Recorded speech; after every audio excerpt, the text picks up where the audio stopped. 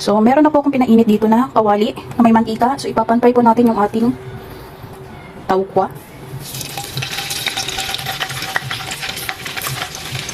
Para medyo malutong-lutong po siya.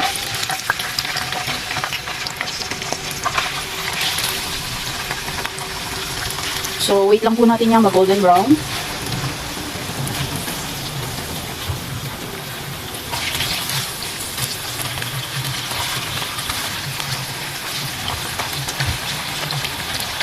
So, pantay po natin yan.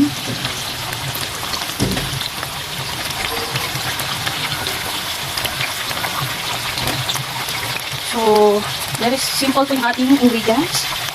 French bean, repolyo, carrots, half size ng ating big onion, and then baby corn, and then meron na po tayong marinated na liver.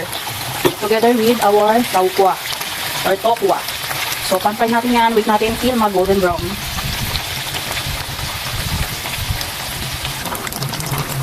So, eto na siya guys, yung pinapantay natin taukwah.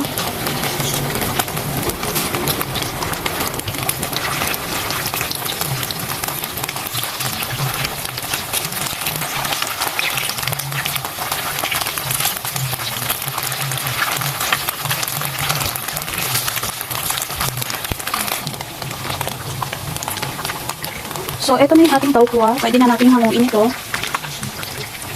So, make sure na hininaan nyo yung apoy para hindi siya masunog. So, I make it a bit crunchy. So, ito na po yung pinantay nating taukwah. So, magigisa po tayo ng ating sibuyas. So, with the same pan na pinaprituhan natin yung ating taukwah, pinantay natin yung ating onion. And then, sunod po natin yung ating liver na nilarin.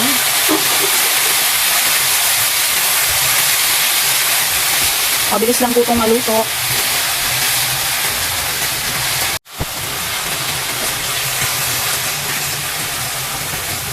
So, ihulog po natin yung ating pinantay na taukwah.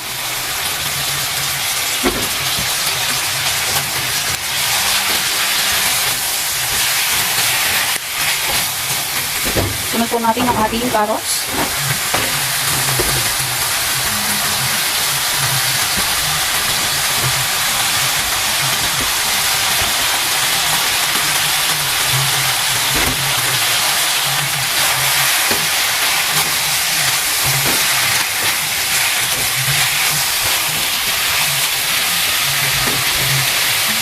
Yung ating Baguio beans or French bean.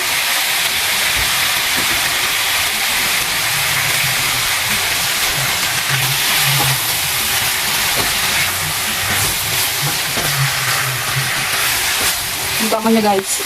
Yung ating chicken liver, binabad po natin sa toyo na may paminta. So, hulog na rin po natin yung ating repolyo at yung ating corn.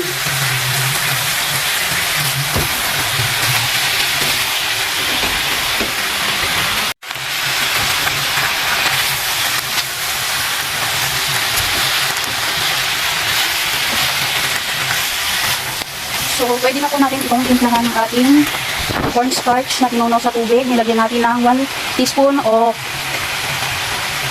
vegetarian oyster sauce at konting paminta. So, ihulog po natin. So, naglagay po tayo ng half cup of water para sa ating gravy or sa ating sauce. So, kung hindi po enough para sa inyo yung ating gravy, so as you can see, napakasarap po niya. Simpleng chop suey na ang halo ay taukwah at atay ng manok. So, ihahap ko po natin ito. So, dagdagan po natin ng konting tubig pa. Timplahan natin ng paminta.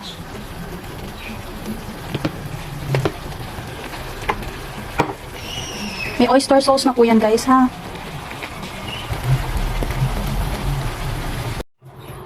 So, this is our finished product of our simple chop suey. So, kung nagustuhan niyo po yung ating niluto, please comment down below on the description box. Like and share my videos and follow me for more. Thank you so much for watching guys. So,